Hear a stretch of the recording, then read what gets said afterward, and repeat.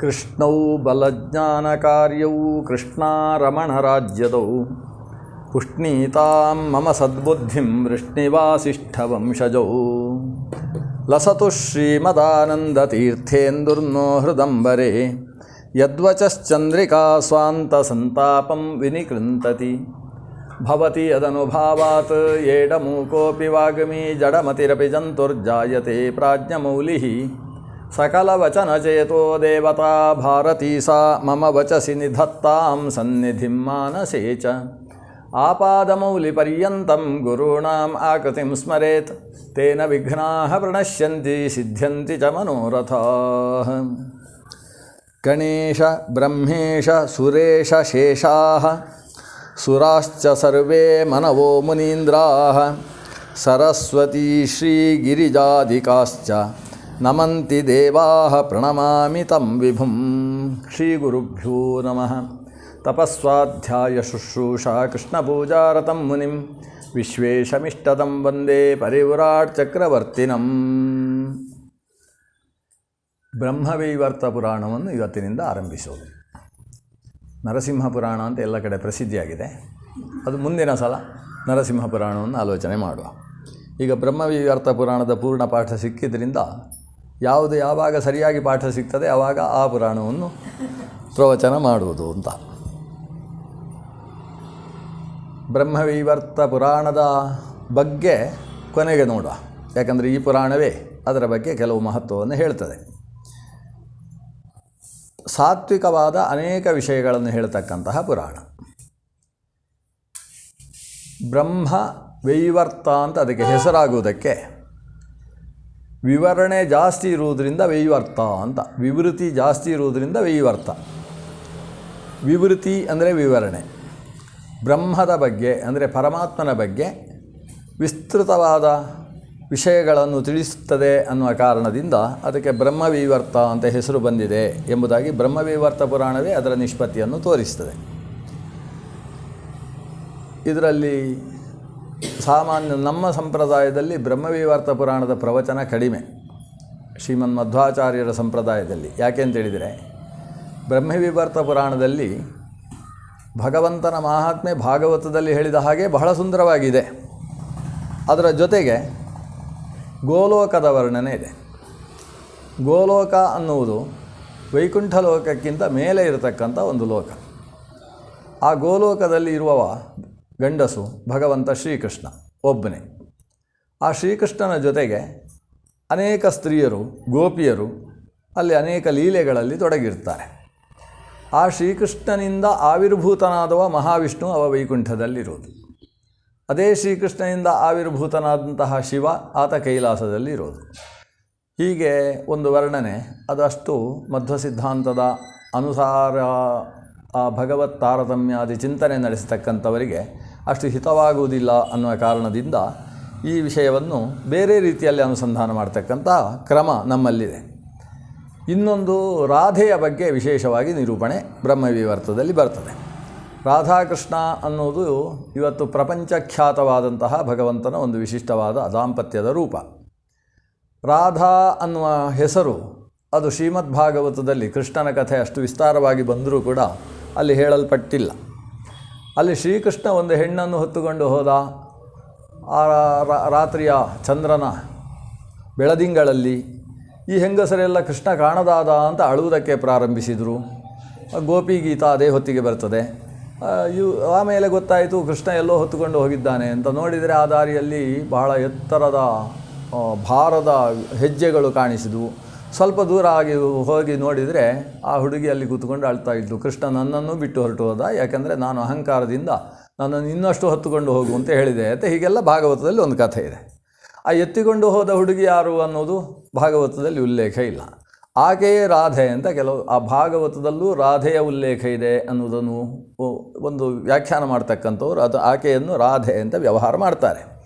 ಅಂತೂ ರಾಧಾಕೃಷ್ಣರ ವಿಶೇಷ ವರ್ಣನೆಯನ್ನು ಮಾಡ್ತಕ್ಕಂತಹ ಪುರಾಣ ಅದು ಬ್ರಹ್ಮವೈವರ್ತ ಪುರಾಣ. ಯಾವುದೇ ಪುರಾಣ ಹೇಳಿದ ಎಲ್ಲ ವಿಷಯಗಳನ್ನು ನಾವು ಅಂಗೀಕರಿಸಬೇಕು ಅನ್ನುವ ನಿಯಮ ಇಲ್ಲ. ಆಚಾರ್ಯರು ಏನು ಹೇಳ್ತಾರೆ ಅಂತೇಳಿದರೆ, ಇದಿಷ್ಟು ಸದಾಗಮಗಳು ಅಂತ ಮೊದಲು ಉಲ್ಲೇಖ ಮಾಡ್ತಾರೆ. ಋಗಾದ್ಯಾಭಾರತಂಚೈವ ಮೂಲ ರಾಮಾಯಣಂ ತಥಾ ಅಂತ ಹೇಳಿಕೊಂಡು, ಅಥವಾ ಪಂಚರಾತ್ರಂ ಅಥ ಅಖಿಲಂ ಅಂತೇಳಿ ಒಂದು ಇಷ್ಟು ಸದಾಗಮಗಳು, ಅಂದರೆ ಇದು ಏನು ಹೇಳಿದೆಯೋ ಅದು ಸರಿಯಾದ ಶಾಸ್ತ್ರೀಯ ವಿಷಯಗಳು. ಇನ್ನು ಇದಕ್ಕೆ ವಿರುದ್ಧವಾಗಿ ಅನೇಕ ವಿಷಯಗಳು ಬೇರೆ ಬೇರೆ ಮಾತುಗಳಲ್ಲಿ ಬರ್ಬೋದು. ಬಂದರೆ ಆ ವಿರುದ್ಧವಾದದ್ದನ್ನು ಇದಕ್ಕೆ ಹೊಂದಿಸಿಕೊಳ್ಳುವುದಕ್ಕೆ ಬೇರೆ ಎಲ್ಲಿಯಾದರೂ ಮಾರ್ಗಸೂಚನೆ ಇದ್ದರೆ ಅದನ್ನು ಇದಕ್ಕೆ ಹೊಂದಿಸಿಕೊಳ್ಳಬೇಕು. ಒಂದು ವೇಳೆ ವಿರುದ್ಧವಾದ ವಿಷಯವನ್ನು ಈ ಶಾಸ್ತ್ರ ಹೇಳಿದ ವಿಷಯಗಳಿಗೆ ಹೊಂದಿಸುವುದಕ್ಕೆ ಅವಕಾಶ ಇಲ್ಲ, ತೀರಾ ವಿರುದ್ಧವೇ ಅಂತ ಅನಿಸಿದರೆ ಅಂಥದ್ದನ್ನು ಬಿಟ್ಟೇ ಬಿಡಬೇಕು. ಸರ್ವೇ ತೇಚ ದುರಾಗಮ ಅಂತ, ಅವುಗಳನ್ನು ಅಂಗೀಕಾರ ಮಾಡಲೇಬಾರ್ದು. ಯಚ್ಚಾನುಕೂಲಮೇತಸ್ಯ ತಚ್ಚ ಶಾಸ್ತ್ರಂ ಪ್ರಕೀರ್ತಿತ. ಈ ಋಗ್ವೇದ, ಯಜುರ್ವೇದಾದಿ ವೇದಗಳು, ಪಂಚರಾತ್ರ, ಶ್ರೀಮದ್ಭಾಗವತದಂತಹ ಪುರಾಣಗಳು, ಇವುಗಳೆಲ್ಲ ಹೇಳಿದ ವಿಷಯಗಳಿಗೆ ಅನುಕೂಲವಾದ ವಿಷಯವನ್ನು ಅದು ಯಾವ ಪುರಾಣ ಹೇಳಿದರೂ ಕೂಡ ಅದನ್ನು ಶಾಸ್ತ್ರ ಅಂತಲೇ ಪರಿಗಣಿಸಬೇಕು, ಅದನ್ನು ಪ್ರಮಾಣ ಅಂತಲೇ ಪರಿಗಣಿಸಬೇಕು ಅನ್ನೋದು ಆಚಾರ್ಯರ ಸಿದ್ಧಾಂತ. ಇದಿಷ್ಟನ್ನು ಮನಸ್ಸಲ್ಲಿಟ್ಟುಕೊಂಡು ನಾವು ಬ್ರಹ್ಮವಿವರ್ತ ಪುರಾಣವನ್ನು ಕೇಳಬೇಕು. ಯಾಕಂದರೆ 18 ಪುರಾಣ ಕೇಳ್ತೇವೆ ಅಂತ ಸಂಕಲ್ಪ ಮಾಡಿದ ಮೇಲೆ ಬ್ರಹ್ಮವಿವರ್ತ ಕೇಳುವುದಿಲ್ಲ ಅಂತ ಕೂತುಕೊಳ್ಳಿಕ್ಕೆ ಆಗೋದಿಲ್ಲ. ಆದರೆ ಬ್ರಹ್ಮವಿವರ್ತವನ್ನು ಕೇಳುವಾಗ ಅದು ಎಲ್ಲೋ ನಮ್ಮನ್ನು ತಾತ್ವಿಕ ನೆಲೆಯಲ್ಲಿ ದಾರಿ ತಪ್ಪಿಸುವ ಕೆಲಸವನ್ನು ಮಾಡಬಾರ್ದು. ವಸ್ತುತಃ ಲಿಂಗ ಪುರಾಣಾದಿಗಳಲ್ಲಿ ಅಂಥ ಸಮಸ್ಯೆಗಳುಂಟು, ಬ್ರಹ್ಮವಿವರ್ತದಲ್ಲಿ ಅಂಥ ಸಮಸ್ಯೆ ಇಲ್ಲ. ಆದರೆ ನೀವು ಇಲ್ಲಿ ತನಕ ಕೇಳದೇ ಇದ್ದ ಕಥೆಯನ್ನೆಲ್ಲ ಹೇಳ್ತಾ ಹೋಗ್ತೇನೆ ನಾನು. ಅದನ್ನು ಕೇಳುವಾಗ ಅದಕ್ಕೆ ಸಂಬಂಧಿಸಿದ ಹಾಗೆ ಅದನ್ನು ಅರ್ಥೈಸಿಕೊಳ್ಳುವಲ್ಲಿ ಜಾಗ್ರತೆ ಬೇಕಾಗ್ತದೆ. ಅದನ್ನು ನಾನು ಜಾಗ್ರತೆ ಮಾಡ್ತಾ ಹೋಗ್ತೇನೆ ಕಥೆಯನ್ನು ಹೇಳುವಾಗ. ಆದರೆ ಅಲ್ಲಿದ್ದ ಕಥೆಯನ್ನು ವ್ಯತ್ಯಾಸ ಮಾಡಿ ಹೇಳುವುದಿಲ್ಲ. ಅಲ್ಲಿ ಏನು ಕಥೆ ಉಂಟು ಅದನ್ನು ಹಾಗೆ ನಿರೂಪಣೆ ಮಾಡ್ತೇನೆ. ಆರಂಭದಲ್ಲಿ ಮಂಗಳ ಪದ್ಯ ಇದೆ. ಗಣೇಶ, ಬ್ರಹ್ಮ, ಈಶ, ಸುರ, ಸುರೇಶ, ಸುರೇಶ ಅಂತೇಳಿದರೆ ಇಂದ್ರ, ಶೇಷಾಹ ಶೇಷದೇವರು, ಸುರಾಶ್ಚ ಸರ್ವೇ ಮನವೋ ಮುನೀಂದ್ರಾಹ ಎಲ್ಲ ಮನುಗಳು, 14 ಜನ ಮನುಗಳಿದ್ದಾರೆ, ಕಶ್ಯಪಾದಿ ಮುನೀಂದ್ರರಿದ್ದಾರೆ. ಇವರೆಲ್ಲರೂ ಸರಸ್ವತಿ, ಶ್ರೀ, ಗಿರಿಜಾದಿಕಾಶ್ಚ ಸ್ತ್ರೀಯರನ್ನು ಒಟ್ಟಿಗೆ ಸೇರಿಸಿದರು. ಲಕ್ಷ್ಮೀದೇವಿ, ಸರಸ್ವತೀದೇವಿ, ಗಿರಿಜೆ ಇವರೆಲ್ಲರೂ ಯಾರನ್ನು ನಮಸ್ಕರಿಸ್ತಾರೋ ಅಂತಹ ವಿಷ್ಣುವನ್ನು ನಮಿಸುತ್ತೇನೆ. ಹಾಗಾದರೆ ವಿಷ್ಣುವನ್ನು ನಮಸ್ಕಾರ ಮಾಡಿ ಈ ಕಥೆ ಆರಂಭ ಆಗ್ತಾ ಇದೆ. ವಿಷ್ಣು ಸಂಬಂಧಿಯಾದ ವೈಷ್ಣವ ಪುರಾಣ ಅಂತ ಮಂಗಳ ಶ್ಲೋಕ ನೋಡಿದಾಗ ನಮಗೆ ಅರ್ಥ ಆಗ್ತದೆ. ಸ್ಥೂಲಾತ್ ಸ್ಥೂಲತಮಾಂ ತನುಂ ದಧತಂ ವಿರಾಜಂ ವಿಶ್ವಾನಿಲೋಮ ವಿಷಯೇ ವಿವರೇಷು ಮಹಾಂತಮಾದ್ಯಂ ಸೃಷ್ಟೋನ್ಮುಖ ಸಕಲಯಾಪಿ ಸಸರ್ಜ ಸೂಕ್ಷ್ಮಾಂ ನಿತ್ಯಾಂ ಸಮೇತ್ಯ ಹೃದಯ ಯಹ ತಮಜಂ ಭಜಾಮಿ. ಮತ್ತೆ ಅದೇ ಭಗವಂತನನ್ನು, ಗೋಲೋಕದಲ್ಲಿರುವ ದೇವರನ್ನು ಸ್ತೋತ್ರ ಮಾಡುವುದು 2ನೇ ಶ್ಲೋಕ. ಯಾರು ತನ್ನ ಶರೀರದ ಮೂಲಕ ಬ್ರಹ್ಮ, ವಿಷ್ಣು, ಮಹೇಶ್ವರ ಮೊದಲಾದವರನ್ನೆಲ್ಲ ಸೃಷ್ಟಿಸಿದನು. ನೋಡಿ, ವಿಷ್ಣು ಸೇರಿಕೊಂಡ ಅಲ್ಲಿ. ಬ್ರಹ್ಮ, ವಿಷ್ಣು, ಮಹೇಶ್ವರಾದಿಗಳನ್ನೆಲ್ಲ ಯಾರು ತನ್ನ ಅವಯವಗಳಿಂದ ಸೃಷ್ಟಿಸಿದನು, ಅಂತಹ ಅಜಂ ತಾನು ಯಾರಿಂದಲೂ ಹುಟ್ಟಿಲ್ಲವೋ ಅಂಥವನನ್ನು ನಮಿಸುತ್ತೇನೆ. ಈ ಬ್ರಹ್ಮ, ವಿಷ್ಣು, ಮಹೇಶ್ವರರು ಭಗವಂತನಿಂದ ಹುಟ್ಟಿದ್ದಾರೆ ಅಂತ ಇಲ್ಲೊಂದು ಮಾತು ಬರ್ತದೆ. ಇದು ಸಿದ್ಧಾಂತ ವಿರೋಧಿಯಾದ ವಿಷಯ ಅಲ್ಲ, ಇದನ್ನು ನಾವು ಅಂಗೀಕಾರ ಮಾಡ್ತೇವೆ. ಬ್ರಹ್ಮ, ವಿಷ್ಣು, ಮಹೇಶ್ವರರು ಭಗವಂತನಿಂದ ಆವಿರ್ಭವಿಸಿದ್ದಾರೆ ಅಂತ. ಅಂದರೆ ವಿಷ್ಣು ಅನ್ನೋದು ಭಗವಂತನ ಒಂದು ಅವತಾರ ರೂಪ. ಮೂಲ ರೂಪ ಯಾವುದಿದೆ ಅದನ್ನು ವಿಷ್ಣು ಅಂತ ಕರಿತೇವೆ, ವೈಕುಂಠ ಅಂತ ಕರಿತೇವೆ, ಪದ್ಮನಾಭ ಅಂತ ಕರಿತೇವೆ, ನಾರಾಯಣ, ಪುರುಷ, ಪರಮಪುರುಷ ಈ ಶಬ್ದಗಳಿಂದೆಲ್ಲ ಮೂಲ ರೂಪವನ್ನು ವ್ಯವಹಾರ ಮಾಡ್ತೇವೆ.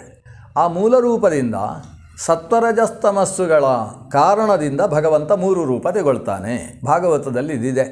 ಸತ್ವಂ ರಜಸ್ತಮ ಇತಿ ಪ್ರಕೃತೇರ್ ಗುಣಾಸ್ತೈಹಿ ಏಕಸ್ಸ ಏವ ಪುರುಷಸ್ಸೈಹಾಸ್ಯ ಧತ್ತೇ ಸ್ಥಿತ್ಯಾದಯೇ, ಅಂದರೆ ಸ್ಥಿತಿ, ಸೃಷ್ಟಿ, ಲಯ ಈ 3 ಸ್ಥಿತ್ಯಾದಯೇ ಹರಿ ವಿರಿಂಚ ಹರೇತಿ ಸಂಜ್ಞಾ ಶ್ರೇಯಾಂಸಿ ತತ್ರ ಖಲು ಸತ್ವತನೌ ನೃಣಾಂಸ್ಯು ಅಂತ ಭಾಗವತದಲ್ಲಿ ಶ್ಲೋಕ ಇದೆ.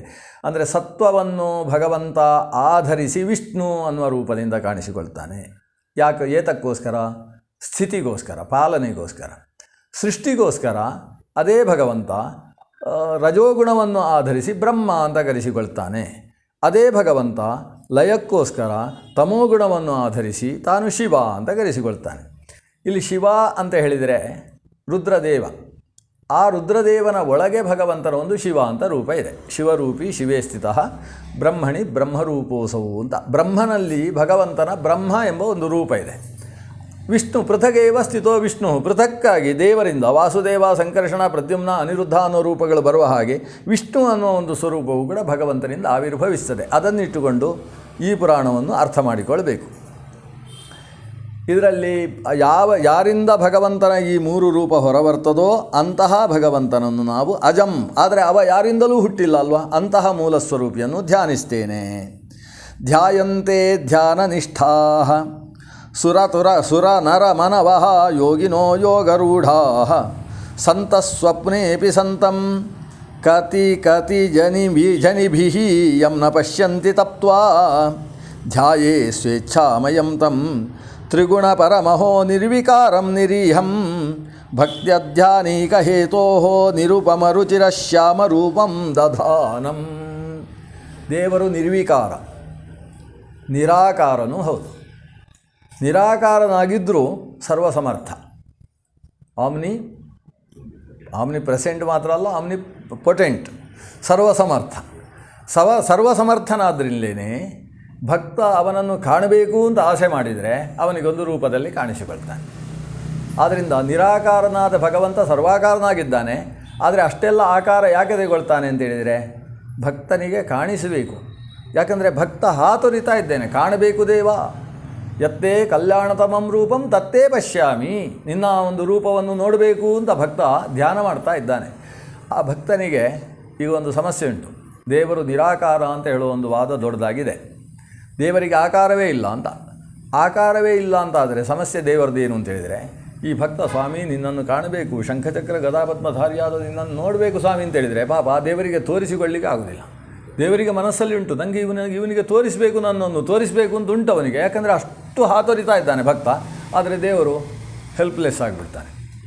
ನನಗೆ ಏನು ಮಾಡುವುದು ಭಕ್ತ, ನಿಮಗೆ ನನ್ನನ್ನು ತೋರಿಸ್ಲಿಕ್ಕೆ ಸಾಧ್ಯ ಇಲ್ಲ, ಯಾಕಂದರೆ ನನಗೆ ರೂಪ ಇಲ್ಲ ಅಂತ ಅದು ಒದ್ದಾಡುವಂಥ ಪ್ರಸಂಗ ಬರ್ತದೆ. ಈ ವಿಷಯ ದಯಾನಂದ ಸರಸ್ವತಿಗಳು ಒಂದು ಸತ್ಯಾರ್ಥ ಪ್ರಕಾಶ ಅಂತ ವೇದಕ್ಕೆ ವ್ಯಾಖ್ಯಾನ ಬರೆದಿದ್ದಾರೆ. ಅವರು ತಮಿಳುನಾಡಿನಲ್ಲಿ ಭಾರಿ ಪ್ರಸಿದ್ಧ.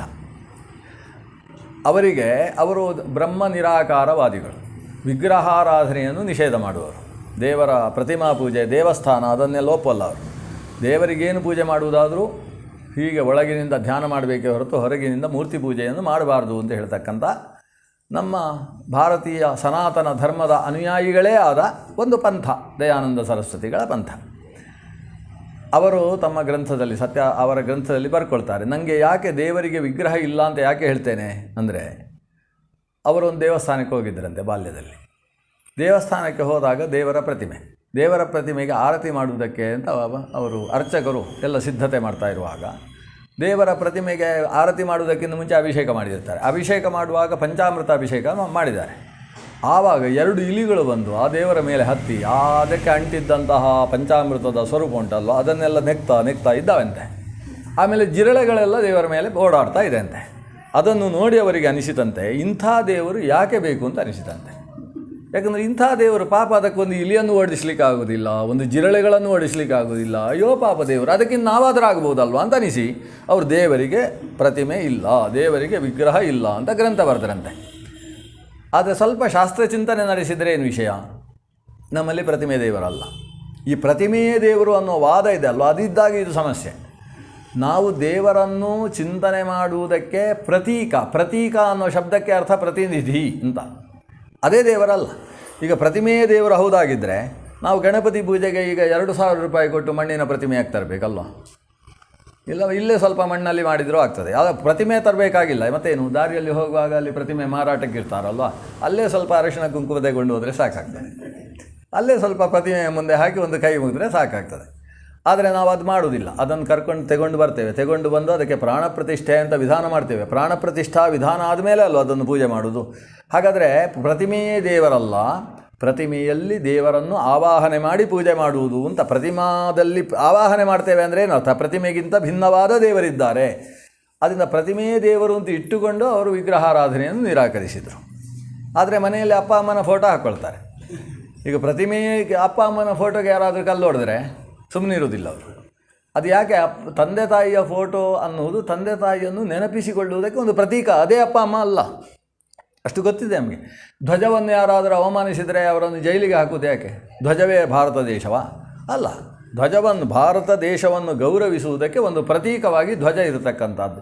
ಹಾಗೆಯೇ ಭಗವಂತನನ್ನು ನಾವು ಹೃದಯದಲ್ಲಿ ಆರಾಧನೆ ಮಾಡುವ ಸಾಮರ್ಥ್ಯ ಕುಂಠಿತವಾದಾಗ, ಯೋಗಿನಾಂ ಹೃದಯ ಹರಿ, ನಮಗೆ ಅದಿಲ್ಲದೆ ಹೋದಾಗ ಪ್ರತಿಮಾಸು ಅಲ್ಪಬುದ್ಧೀನಾಂ ಅಗ್ನೂ ಕ್ರಿಯಾವತಾಂ ದೇವ ಅಂತ ವ್ಯವಸ್ಥೆ ಇರತಕ್ಕಂಥದ್ದು. ಹಾಗಾಗಿ ಪ್ರತಿಮೆಯಲ್ಲಿ ದೇವರನ್ನು ಆರಾಧನೆ ಮಾಡಬೇಕು. ಆದ್ದರಿಂದ ದೇವರಿಗೆ ಆಕಾರ ಇಲ್ಲ. ದೇವರು ಮೂಲತಃ ಆತ ನಿರಾಕಾರ. ನಿರಾಕಾರ ಅನ್ನುವ ಶಬ್ದಕ್ಕೆ ಎರಡು ಅರ್ಥ ಇದೆ. ಒಂದು, ಯಾವ ಆಕಾರವೂ ಇಲ್ಲ ಅಂತ ಅರ್ಥ. ಮತ್ತೊಂದು, ಎಲ್ಲ ಆಕಾರವೂ ಇದೆ ಅಂತ ಅರ್ಥ. ನಿರಾಕಾರ ಶಬ್ದದ್ದೇ ಅರ್ಥ ಅದು. ಯಾಕಂದರೆ ಭಾಷಾಶಾಸ್ತ್ರ ಹಾಗೆ ಹೇಳ್ತದೆ, ಸರ್ವನಿಷೇಧಕವಾದ ಶಬ್ದ ಸರ್ವವಿಧಾಯಕ, ಸರ್ವವಿಧಾಯಕವಾದ ಶಬ್ದ ಸರ್ವನಿಷೇಧಕ ಅಂತ. ಈಗ ನಮ್ಮಲ್ಲಿ ಒಂದು ವಿಧಾನ ಉಂಟು. ಈಗ ಅದು ಎದುರುಗಡೆ ಕಂಬ ಉಂಟಲ್ವ, ಅದು ಸಾರ್ವಜನಿಕ ಸತ್ತು ಅಂತ ನಾವು ಹೇಳ್ತೇವೆ. ಈ ಸಾರ್ವಜನಿಕ ಅನ್ನೋ ಶಬ್ದಕ್ಕೆ ನಿಜವಾಗಿ ಅರ್ಥ ಏನು? ಸರ್ವಜನರಿಗೆ ಸಂಬಂಧಿಸಿದ್ದು ಅಂತ ಅರ್ಥ. ಹಾಗಾಗಿ ನಮಗೂ ಸಂಬಂಧಿಸಿದ್ದು ಹೌದಲ್ವಾ? ಅಲ್ಲಿ ಹೋಗಿ ನಮ್ಮ ಹೆಸರು ಹಾಕಿ ಒಂದು ಬೋರ್ಡ್ ಹಾಕಿದರೆ ಪಕ್ಕದ ಮನೆಯನ್ನು ಕೇಳ್ತಾನೆ, ಏನು ಸ್ವಾಮಿ ಇದಕ್ಕೆ ಹೆಸರು ಹಾಕಿದ್ದೀರಿ, ಅದು ಸಾರ್ವಜನಿಕ ಅಲ್ವಾ ಅಂತ ಕೇಳ್ತಾನೆ. ಅದಕ್ಕೆ ಅವನು ಹೇಳ್ತಾನೆ, ಅದು ಸಾರ್ವಜನಿಕ ಸ್ವಾಮಿ, ನೀವು ಹೆಸರು ಹಾಕೋ ಹಾಗಿಲ್ಲ. ಹಾಗಾದರೆ ಸಾರ್ವಜನಿಕ ಅನ್ನೋ ಶಬ್ದದ ಅರ್ಥ ಸರ್ವಜನರಿಗೆ ಸಂಬಂಧಿಸಿದ್ದು ಅನ್ನೋದು ಹೇಗೋ ಯಾರಿಗೂ ಸಂಬಂಧಿಸಿದ್ದಲ್ಲ ಅಂತ. ಅದಕ್ಕೆ ಸಾರ್ವಜನಿಕವಾಗಿ ಎಲ್ಲ ಗಲೀಜಿರುವುದು ಅದಕ್ಕೋಸ್ಕರ. ಎಲ್ರಿಗೂ ಗೊತ್ತಿದೆ ಇದು ನಮಗೆ ಯಾರಿಗೂ ಸಂಬಂಧಿಸಿದ್ದಲ್ಲ, ಗಲೀಜು ತೆಗೊಂಡು ಅಲ್ಲೇ ಹಾಕುವ ಅಂತ ಹಾಕಿಬಿಡ್ತಾರೆ.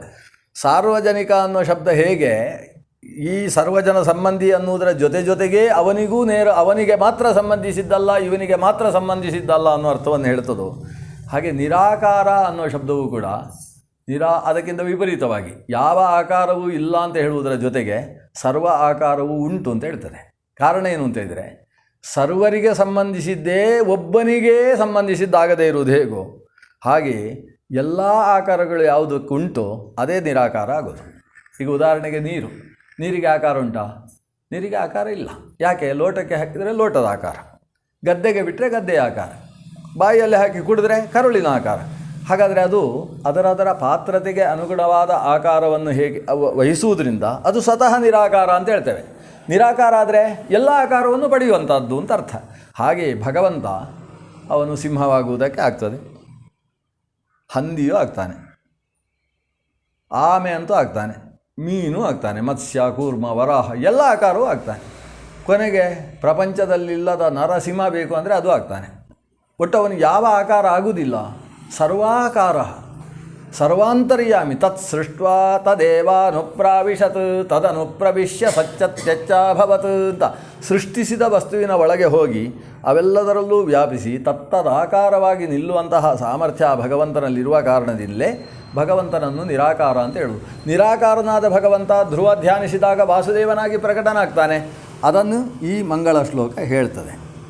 ಧ್ಯಾಯೇ ಸ್ವೇಚ್ಛಾಮಯಂ ತಂ ತ್ರಿಗುಣ ಪರಮಹೋ ನಿರ್ವಿಕಾರಂ ನಿರೀಹಂ ಭಕ್ತ ಧ್ಯಾನೈಕಹೇತೋ ನಿರುಪಮ ರುಚಿರ ಶ್ಯಾಮರೂಪಂ ದಧಾನಂ. ಭಕ್ತರ ಧ್ಯಾನದಲ್ಲಿ ಕಾಣಿಸುವುದಕ್ಕೋಸ್ಕರ ಅನೇಕ ರೂಪಗಳನ್ನು ತೆಗೊಳ್ಳುವ ಆ ಭಗವಂತನನ್ನು ಧ್ಯಾನಿಸ್ತೇನೆ.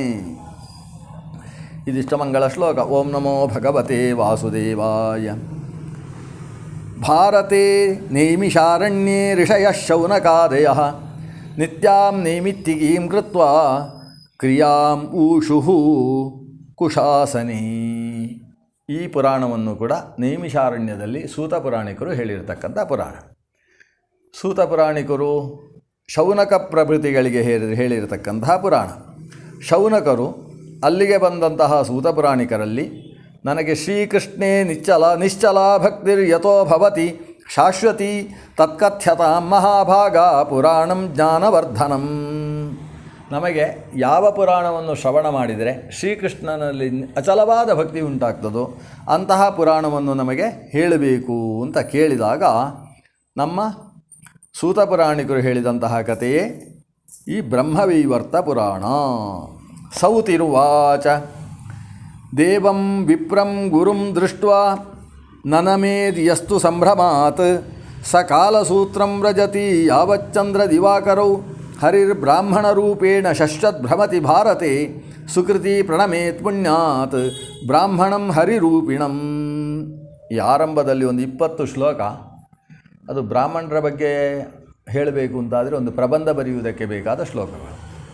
ಅದರಲ್ಲಿ ನೀವೆಲ್ಲ ಕೇಳ್ತಾ ಇದ್ದೀರಿ ಭಗವಂತ ಕೃಷ್ಣನಲ್ಲಿ ಭಕ್ತಿ ಹುಟ್ಟುವುದಕ್ಕೆ ಬೇಕಾದ ಪುರಾಣ ಹೇಳುವಂತ. ಕೇಳ್ತಾ ಇರುವವರೆಲ್ಲ ವಿಪ್ರರು. ನಾನು ಸೂತ ಪುರಾಣಿಕ, ನನ್ನ ಹತ್ರ ನೀವು ಕೇಳ್ತಾ ಇದ್ದೀರಿ, ಆದ್ದರಿಂದ ನಿಮಗೆ ಮೊದಲು ನಾನು ನಮಸ್ಕಾರ ಮಾಡ್ತೇನೆ ಅಂತ ಅಷ್ಟೂ ಜನಕ್ಕೂ 3 ಪ್ರದಕ್ಷಿಣೆ ಬಂದು ಬ್ರಾಹ್ಮಣರಿಗೆಲ್ಲ ನಮಸ್ಕಾರ ಮಾಡಿ ಆಮೇಲೆ ಅಲ್ಲಿ ಆಸನದಲ್ಲಿ ಕೂತು ಪ್ರವಚನ ಶುರು ಮಾಡ್ತಾನೆ.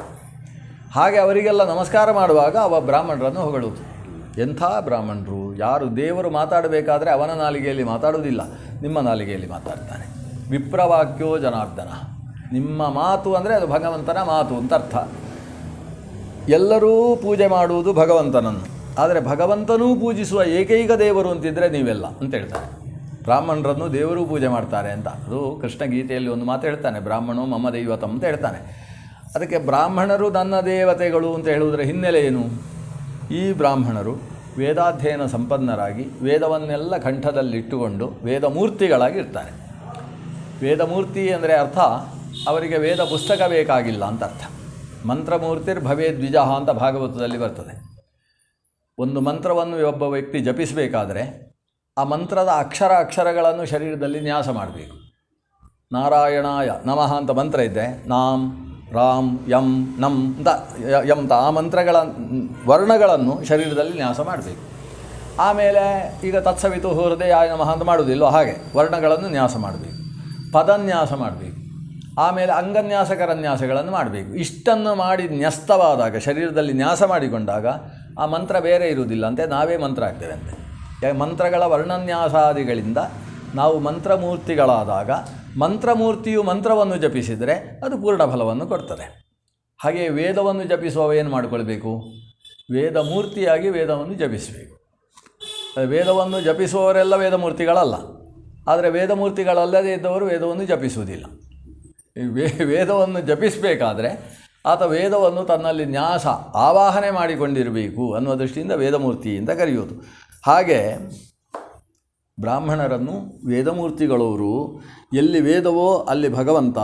ಆದ್ದರಿಂದ ಇವರಲ್ಲಿ ಭಗವಂತ ವಿಶೇಷವಾಗಿ ಸಂಸ್ಥಾನ ಮಾಡಿರ್ತಾನೆ. ಇವರು ನಿರಂತರ ಯೋಗಿಗಳಾಗಿ ಭಗವಂತನನ್ನು ಧ್ಯಾನ ಮಾಡ್ತಕ್ಕಂಥವರಿದ್ದಾರೆ ಅಂತ ಎಲ್ಲ ವಿಪ್ರರ ಮಹತ್ವವನ್ನು ಹೇಳಿ, ನಾನು ನಿಮಗೆ ಬ್ರಹ್ಮವೈವರ್ತ ಅಂತ ಹೇಳ್ತಕ್ಕಂತಹ ಪುರಾಣವನ್ನು ಹೇಳ್ತೇನೆ. ನಾರದೋ ವ್ಯಾಸದೇವಾಯ ಪ್ರದದೌ ಜಾಹ್ನವೀತಟೇ ವ್ಯಾಸಃ ಪುರಾಣಸೂತ್ರಂ ತತ್ ಸಂವ್ಯಸ್ಯ ವಿಪುಲಂ ಮಹತ್ ಮಕ್ಯಾಂ ದದೌ ಸಿದ್ಧಕ್ಷೇತ್ರೇ ಪುಣ್ಯದೇ ಸುಮನೋಹರಂ ಮಯೇದಂ ಕಥಿತಂ ಬ್ರಹ್ಮನ್ ತತ್ಸಮಗ್ರಂ ನಿಶಾಮಯ. ನಾನೀಗ ನಿಮಗೊಂದು ಪುರಾಣ ಹೇಳ್ತೇನೆ ಅಂತ ಹೇಳಿ ಈತ ಬ್ರಹ್ಮವೈವರ್ತ ಪುರಾಣವನ್ನು ಅವರಿಗೆ ಉಪನ್ಯಾಸ ಮಾಡ್ತಾನೆ. ಆರಂಭ 3ನೇ ಅಧ್ಯಾಯಕ್ಕೆ ಬಂದಾಯಿತು. ಆರಂಭದಲ್ಲಿರುವ ವಿಷಯ ಏನಂದರೆ, ನಾನು ಮೊದಲು ಈ ಪುರಾಣ ಪ್ರತಿಪಾದ್ಯನಾದ ಭಗವತ್ ಸ್ವರೂಪವನ್ನು ಹೇಳ್ತೇನೆ ಅಂತ ಹೇಳಿ ಸೂತ ಪುರಾಣಿಕರು ಶುರು ಮಾಡ್ತಾರೆ. ವಿಷಯ: ಜ್ಯೋತಿಸ್ಸಮೂಹಂ ಪ್ರಲಯೇ ಪುರಾಸೀತ್ ಕೇವಲಂ ದ್ವಿಜ ಸೂರ್ಯಕೋಟಿಪ್ರಭಂ ನಿತ್ಯಂ ಅಸಂಖ್ಯ ವಿಶ್ವಕಾರಣಂ. ಹೀಗೆ ಪ್ರಳಯ ಕಾಲದಲ್ಲಿ ಏನಿತ್ತು? ಪ್ರಳಯ ಕಾಲದಲ್ಲಿ ಏನೂ ಇಲ್ಲ ಅಂತ ನಾವು ಹೇಳೋದು. ನಾ ಸಾದಾಸೀತ್ ನೋ ಸದಾ ಆಸೀತ್ ತದಾನೀಂ ಅಂತ ವೇದದಲ್ಲಿ ಹೇಳ್ತದೆ. ಏನೂ ಇರಲಿಲ್ಲ ಅಂತ. ಏನೂ ಇರಲಿಲ್ಲ ಅನ್ನುವ ಶಬ್ದಕ್ಕೆ ಎಲ್ಲವೂ ಇತ್ತು ಅಂತ ಅರ್ಥ. ನಾವಾಗ ಭಾಷಾಶಾಸ್ತ್ರ ನೋಡಿದ್ದೇವಲ್ಲ, ಏನೂ ಇರಲಿಲ್ಲ ಅಂದರೆ ಎಲ್ಲವೂ ಇತ್ತು ಅಂತ. ಅದು ಹೇಗೆ? ಏನೂ ಇರಲಿಲ್ಲ ಅಂದರೆ ವ್ಯಕ್ತವಾದ ಸ್ವರೂಪದಲ್ಲಿ ಯಾವುದೂ ಇರಲಿಲ್ಲ. ಎಲ್ಲವೂ ಇತ್ತು ಅಂದರೆ ಅವ್ಯಕ್ತವಾದ ಸ್ವರೂಪದಲ್ಲಿ ಎಲ್ಲವೂ ಇತ್ತು. ಪೃಥಿವಿ ಅದು ಭೂತ ಸೂಕ್ಷ್ಮವಾಗಿತ್ತು, ಅಪು ಭೂತ ಸೂಕ್ಷ್ಮವಾಗಿತ್ತು. ಅಹಂಕಾರ ಅದರ ಮೂಲ ಸ್ವರೂಪದಲ್ಲಿತ್ತು. ವ್ಯಕ್ತವಾಗುವ ಹಾಗೆ ಯಾವುದೂ ಇರಲಿಲ್ಲ ಅಂತ ಅರ್ಥ. ವ್ಯಕ್ತವಾಗುವ ಹಾಗೆ ಯಾವುದಿತ್ತು ಅಂದರೆ ಜ್ಯೋತಿಸ್ಸಮೂಹಂ ಪ್ರಲಯೇ ಪುರಾಸೀತ್ ಕೇವಲಂ ನೃಪ. ಒಂದು ಜ್ಯೋತಿಷ್ಯನ ರಾಶಿ ಒಂದಿತ್ತು, ಬೆಳಕಿನ ಒಂದು ರಾಶಿ. ಅದು ಎಷ್ಟು ಬೆಳಕು ಅಂದರೆ ಸೂರ್ಯಕೋಟಿ ಸಮಪ್ರಭ. ಆಗ ಸೂರ್ಯ ಇರಲಿಲ್ಲ. ಕೋಟಿ ಸೂರ್ಯರು ಏಕಕಾಲದಲ್ಲಿ, ಕೋಟಿ ಅನ್ನೋದು ಒಂದು ಲೆಕ್ಕ ಅಷ್ಟೇ, ಸುಮ್ಮನೆ ಹೇಳುವುದು. ಸಿಕ್ಕಾಬಟ್ಟೆ ಒಂದು ಬೆಳಕಿನ ಸ್ವರೂಪವಾದದ್ದು ಸೃಷ್ಟಿಗಿಂತ ಮೊದಲು ಇತ್ತು. ಇದು ತುಂಬ ವಿಜ್ಞಾನಕ್ಕೆ ಹೆಚ್ಚು ಹೊಂದುತ್ತೆ ಅಂತ ಅನಿಸುತ್ತೆ. ಏನೋ ಒಂದಿತ್ತು, ಬೆಳಕಿನ ಒಂದು ಪುಂಜ ಇತ್ತು. ಆ ಬೆಳಕಿನ ಪುಂಜ ಅದು ಬ್ರಹ್ಮಾಂಡವನ್ನು ಸೃಷ್ಟಿಸಿತು. ಆ ಬೆಳಕಿನ ಪುಂಜದ ಮುಂದೆ ಈ ಬ್ರಹ್ಮಾಂಡ ಎಂಬುದು ಒಂದು ಕಣ. ಹಾಗಾದರೆ ಬೆಳಕು ಎಷ್ಟು ದೊಡ್ಡದು ಅಂತ ಯೋಚನೆ ಮಾಡಿ. ಬ್ರಹ್ಮಾಂಡ ಈಗ ಎಷ್ಟು ದೊಡ್ಡದು ಅಂದರೆ, ಈ ಭೂಮಿ ಅನ್ನೋದು ಆ ಬ್ರಹ್ಮಾಂಡದ ಮುಂದೆ ಒಂದು ಸಾಸಿವೆ ಕಾಳು. ಈ ಭೂಮಿಯು ಬ್ರಹ್ಮಾಂಡದ ಮುಂದೆ ಸಾಸಿವೆ ಕಾಳಾಗಬೇಕಾದ್ರೆ ಬ್ರಹ್ಮಾಂಡ ಕುಂಬಳಕಾಯಿಯೂ ಅಲ್ಲ. ಬ್ರಹ್ಮಾಂಡ ಅಷ್ಟು ಅಷ್ಟು ದೊಡ್ಡದು. ಈ ಪೃಥ್ವಿ ಇಷ್ಟು ಅಂತಾದಮೇಲೆ ಹಾಗಾದರೆ ಬ್ರಹ್ಮಾಂಡ ಇನ್ನೆಷ್ಟು? ಅಷ್ಟು ದೊಡ್ಡ ಬ್ರಹ್ಮಾಂಡವು ಈ ಜ್ಯೋತಿಸ್ವರೂಪದ ಮುಂದೆ ಒಂದು ಸಾಸಿವೆ ಕಾಳು ಧೂಳಿ ಕಣದ ಹಾಗೆ ಅಂತೇಳಿದರೆ ಆ ಜ್ಯೋತಿಸ್ವರೂಪ ಅದೆಷ್ಟು ದೊಡ್ಡದು? ಅದೊಂದು ಬೆಳಕಿನ ಪುಂಜ. ಆ ಬೆಳಕಿನ ಪುಂಜ ಇಚ್ಛಾಮಯವಾದದ್ದು. ಇದು ಅದ್ಭುತವಾದದ್ದು. ಈಗ ಬೆಳಕಿನ ಪುಂಜ ಅಂತೇಳಿದರೆ ವಿಜ್ಞಾನ ಏನು ಹೇಳ್ತದೆ? ಅದೊಂದು ರಾಶಿ ಅಷ್ಟೇ, ಅದಕ್ಕೆ ಚೈತನ್ಯ ಇಲ್ಲ. ಇದು ಹಾಗಲ್ಲ, ಇದು ಸ್ವೇಚ್ಛಾಮಯವಾದದ್ದು. ತಾನು ಇಚ್ಛಿಸುತ್ತೆ ಇಂಥದ್ದಾಗಲಿ ಅಂತ ಅದು ಆಲೋಚಿಸಿದರೆ ಸಾಕು, ಅದು ಆಲೋಚಿಸಿದ್ದು ಆ ಕ್ಷಣದಲ್ಲಿ ಆಗಿ ಹೋಗ್ತದೆ. ಹೀಗೆ ಇಚ್ಛಾ ಸ್ವೇಚ್ಛಾಮಯಸ್ಯ ಚ ವಿಭೋ ತಜ್ಜ್ಯೋತಿರುಜ್ವಲಂ ಮಹತ್ ಜ್ಯೋತಿರಭ್ಯಂತರೇ ಲೋಕತ್ರಯಮೇವ ಮನೋಹರಂ ತೇಷಾಂ ಉಪರಿ ಗೋಲೋಕಂ ನಿತ್ಯಂ ಈಶ್ವರವದ್ವಿಜ. ಈ ಬೆಳಕು ಒಂದು ಬ್ರಹ್ಮಾಂಡವನ್ನು ಸೃಷ್ಟಿಸಿದ.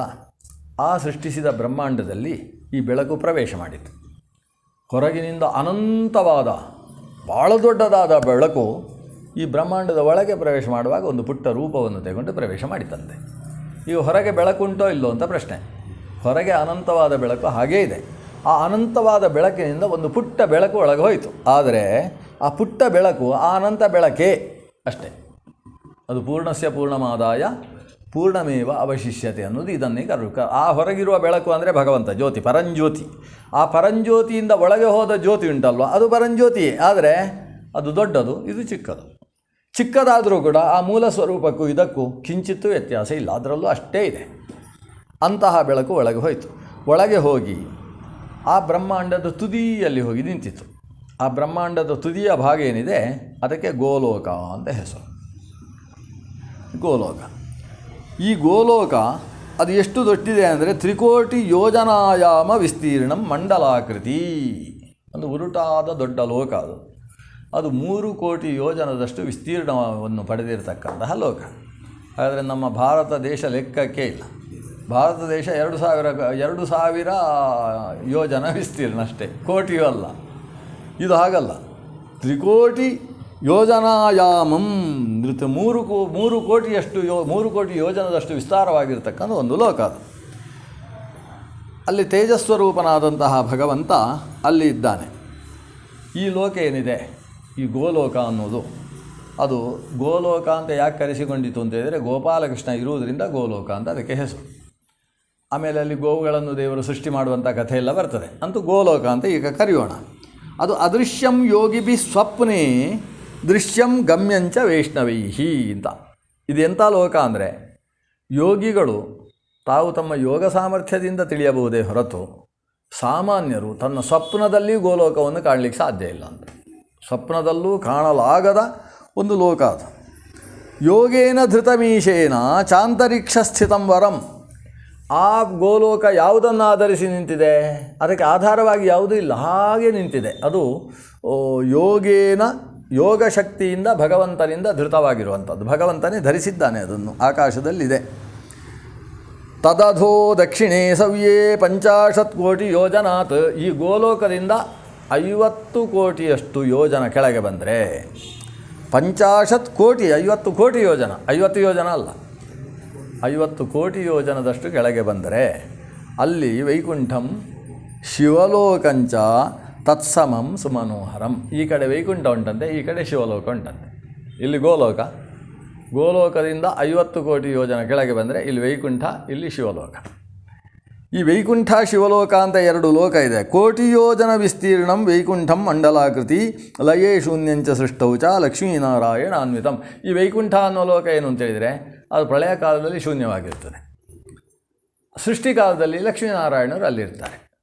ಈ ಕಡೆ ಶಿವಲೋಕ ಏನಿದೆ, ಆ ಶಿವಲೋಕದಲ್ಲೂ ಕೂಡ ಪ್ರಳಯ ಕಾಲದಲ್ಲಿ ಶೂನ್ಯ. ಸೃಷ್ಟಿಕಾಲದಲ್ಲಿ ಅಲ್ಲಿ ಪಾರ್ವತಿ ಪರಮೇಶ್ವರ ಇರ್ತಾರೆ. ಆದರೆ ಪಾರ್ವತಿ ಪರಮೇಶ್ವರರು ಸೃಷ್ಟಿಕಾಲದಲ್ಲಿ ಆರಂಭದಲ್ಲಿರುವುದಿಲ್ಲ. ಈ ಲಕ್ಷ್ಮೀನಾರಾಯಣರು ಬ್ರಹ್ಮನ ಮೂಲಕ ಪಾರ್ವತಿ ಪರಮೇಶ್ವರರನ್ನು ಸೃಷ್ಟಿ ಮಾಡಬೇಕು, ಆಮೇಲೆ ಅವರು ಬರ್ತಾರೆ ಅಲ್ಲಿಗೆ ಅಂತ. ಹೀಗೊಂದು ವ್ಯವಸ್ಥೆ, ಒಂದು ವಿಶಿಷ್ಟವಾದ ಕಥೆ. ಅದಕ್ಕೆ ನಾನು ಹೇಳಿದ್ದು ನೀವು ಹೊಸ ಕಥೆ ಕೇಳ್ತಾ ಇದ್ದೀರಿ ಈ ಬಾರಿ ಅಂತ ಹೇಳಿದ್ದು ಅದನ್ನು. ಈ ರೀತಿ ಇಲ್ಲಿ ವೈಕುಂಠ, ಇಲ್ಲಿ ಶಿವಲೋಕ ಅಂತ 2 ಇದೆ. ಚತುರ್ಭುಜೈಹಿ. ಇನ್ನು ಇದರ ಕಥೆ ಕೇಳಿ. ಈ 2 ಲೋಕದಲ್ಲಿ ಲಕ್ಷ್ಮೀನಾರಾಯಣರು ಮತ್ತು ಶಿವಪಾರ್ವತಿಯರಿದ್ದಾರಲ್ಲ, ಅವರೆಲ್ಲ ಸೃಷ್ಟಿಯಾದದ್ದು ಹೇಗೆ? ಇದು ಸುಮಾರು 10 ಪುಟದಷ್ಟು ಈ 2 ಲೋಕದ ವರ್ಣನೆ ಮಾಡ್ತಾರೆ.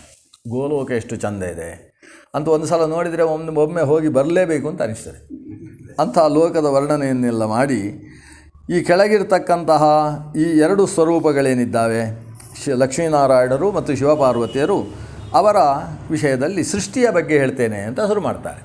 ಅದು ಅವರ ಸೃಷ್ಟಿ ಹೇಗಾಯಿತು ಅಂದರೆ, ಈ ಅಜ ಇದ್ದಾನಲ್ಲ, ಯಾರಿಂದಲೂ ಹುಟ್ಟದೇ ಇದ್ದಂತಹ ಆ ಪರಂಜ್ಯೋತಿ ಎಲ್ಲಿ ಗೋಲೋಕದಲ್ಲಿರ್ತಕ್ಕಂಥವ, ಅವನಿಗೆ ಕೃಷ್ಣ ಅಂತ ಹೆಸರು. ಆ ಕೃಷ್ಣ ಯಾವತ್ತೂ ಪರಮಕಾಂತಿಯಿಂದ ಕೂಡಿರುವುದರಿಂದ ಅವನಿಗೆ ಶ್ರೀಕೃಷ್ಣ ಅಂತ ಹೆಸರು. ಅವನನ್ನು ಆ ಮೂಲ ಸ್ವರೂಪಿಯನ್ನು ಕೃಷ್ಣ ಅಂತ ಯಾಕೆ ಕರೆಯುವುದು ಅಂದರೆ, ಕರಿಷತಿ ಸ್ವಾತ್ಮನಿ ಸರ್ವಂ ಇತಿ ಕೃಷ್ಣ, ಎಲ್ಲವನ್ನೂ ಕೂಡ ತನ್ನಲ್ಲಿ ತುಂಬಿಸಿಕೊಂಡದ್ದರಿಂದ ಅವನಿಗೆ ಕೃಷ್ಣ ಅಂತ ಹೆಸರು. ಕರ್ಷಣ ಅಂದರೆ ಸೆಳೆದು ಹಾಕಿಕೊಳ್ಳುವುದು. ಎಲ್ಲ ಅಂದರೆ ಲಕ್ಷ್ಮೀನಾರಾಯಣ ರೂಪವೂ ಅವನಲ್ಲೇ ಇದೆ, ಶಿವಪಾರ್ವತಿ ರೂಪವೂ ಅವನಲ್ಲೇ ಇದೆ, ಶಕ್ತಿ ದುರ್ಗಾದಿ ರೂಪವೂ ಅವನಲ್ಲೇ ಇದೆ, ಯಮ ಕುಬೇರಾದಿಗಳು ಅವನಲ್ಲೇ ಇದ್ದಾರೆ. ಎಲ್ಲವೂ ಅವನ ಹೊಟ್ಟೆಯಲ್ಲಿ ತುಂಬಿದೆ, ಆದ್ದರಿಂದ ಅವನಿಗೆ ಕೃಷ್ಣ ಅಂತ ಹೆಸರು. ಸರ್ವಕರ್ಷಕ, ಎಲ್ಲವನ್ನೂ ಕರ್ಷಣ ಮಾಡಿ ಹೊಟ್ಟೆಯಲ್ಲಿ ಹಾಕಿಕೊಂಡದ್ದರಿಂದ ಅವನಿಗೆ ಕೃಷ್ಣ ಅಂತ ಹೆಸರು. ಈ ಕೃಷ್ಣ ಅನ್ನುವ ಈ ದೇವರಿದ್ದಾರಲ್ಲ, ಆ ದೇವರು ಒಂದು ಸಲ ಹೀಗೆ ಕೆಳಗೆ ನೋಡಿದ್ರಂತೆ. ನೋಡಿದರೆ ಈ 50 ಕೋಟಿ ಯೋಜನದಷ್ಟು ದೂರದಲ್ಲಿರತಕ್ಕಂತಹ ವೈಕುಂಠ ಮತ್ತು ಶಿವಲೋಕ ಕಾಣಿಸ್ತದೆ. ವೈಕುಂಠ ಶಿವಲೋಕದ ಕೆಳಗೆ ಅವಲೋಕನೆ ಮಾಡ್ತಾನಂತೆ. ಅವಲೋಕನೆ ಮಾಡಿದರೆ ಅಲ್ಲಿ ಸತ್ಯಲೋಕ, ಸತ್ಯಲೋಕದಲ್ಲಿ ತಪೋಲೋಕ, ಜನೋಲೋಕಗಳು, ಅದರ ಕೆಳಗಿರ್ತಕ್ಕಂತಹ ಭೂರ್ಲೋಕ, ಸ್ವರ್ಲೋಕಗಳು, ಅದರ ಕೆಳಗಿರ್ತಕ್ಕಂತಹ ನಮ್ಮ ಭೂಲೋಕ, ಇಷ್ಟು ಕಾಣಿಸಿತು. ಭೂಲೋಕದ ಕೆಳಗೆ ಏನೂ ಇಲ್ಲ, ಅದು ಅತಲ ವಿತಲಾದಿಗಳೆಲ್ಲ ಭೂಲೋಕದಲ್ಲೇ ಒಳಗೆ ಬಿಲಸ್ವರ್ಗಗಳಾಗಿ ಇರತಕ್ಕಂಥವುಗಳು. ಪಾತಾಳದ ತನಕದ ಇವೆಲ್ಲವನ್ನು ಮೇಲೆ ನೋಡಿದ. ನೋಡಿ ಇವೆಲ್ಲ ಖಾಲಿ ಇದೆ ಅಲ್ವಾ ಅಂತ ಅನಿಸ್ತು ಅವನಿಗೆ. ಖಾಲಿ ಇದೆ. ದೃಷ್ಟ್ವಾ ಶೂನ್ಯಮಯಂ ವಿಶ್ವಂ ಗೋಲೋಕಂಚ ಭಯಂಕರಂ ನಿರ್ಜಂತು ನಿರ್ಜಲಂ ಘೋರಂ ನಿರ್ವಾತಂ ತಮಸಾವೃತಂ. ಅವನು ನೋಡಿದ, ಲೋಕದಲ್ಲಿ ಏನೂ ಇಲ್ಲ. ತನ್ನ ಗೋಲೋಕದಲ್ಲೂ ಕೂಡ ಒಂದು ರೀತಿಯಲ್ಲಿ ನನ್ನ ತೇಜಸ್ಸಿನ ಬೆಳಕು ಬಿಟ್ಟರೆ ಬೇರೆ ಯಾವುದೂ ಇಲ್ಲ. ಇದನ್ನೆಲ್ಲ ತುಂಬಿಸಬೇಕು ಅಂತ ಅವನಿಗೆ ಅನಿಸಿತು. ಇದೆಲ್ಲ ಉಪನಿಷತ್ತಿನಲ್ಲಿ ಬರ್ತದೆ ಈ ವಿಷಯ. ಗೋಲೋಕದ ವಿಷಯ ಬರೋಲ್ಲ ಅಷ್ಟೇ. ದೇವರಿಗೆ ಇದನ್ನೆಲ್ಲ ಬಹುಶ್ಯಾಂ ಪ್ರಜಾಯೇಯ ಅಂತ ಅವನಿಗೊಂದು ಇಚ್ಛೆ ಬರ್ತದೆ, ನಾನು ಇದನ್ನೆಲ್ಲ ತುಂಬಿಸಬೇಕು ಅಂತ ಅವನಿಗೊಂದು ಮನಸ್ಸು ಬಂತು. ಮನಸ್ಸು ಬಂದಗುಳ್ಳೇನು ಮಾಡಿದ ಅಂದರೆ, ಆಲೋಚ್ಯ ಮನಸಾ ಸರ್ವಂ ಏಕ ಏವ ಅಸಹಾಯವಾನ್ ಸ್ವೇಚ್ಛೆಯ ಸೃಷ್ಟುಮಾರೇಭಿ ಸೃಷ್ಟಿಂ ಸ್ವೇಚ್ಛಾಮಯ ಪ್ರಭು